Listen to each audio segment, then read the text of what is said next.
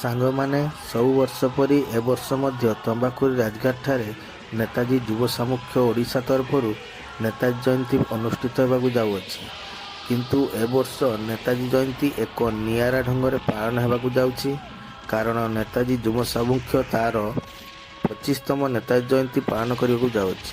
ସେଥିପାଇଁ ସ୍କୁଲ ପିଲାଙ୍କ ପ୍ରତିଯୋଗିତା, ଏସ୍ଏଚ୍ ଗ୍ରୁପ୍ ପ୍ରତିଯୋଗିତା, ବହୁତ ଦୋକାନ ବଜାର ସହିତ ରାତିରେ ସାଂସ୍କୃତିକ କାର୍ଯ୍ୟକ୍ରମ ରହିଛି। ଏହି କାର୍ଯ୍ୟକ୍ରମ 3 ଦିନ ଧରି ଚାଲିବ, 23, 24 ଓ 25 ତାରିଖ ପର୍ଯ୍ୟନ୍ତ।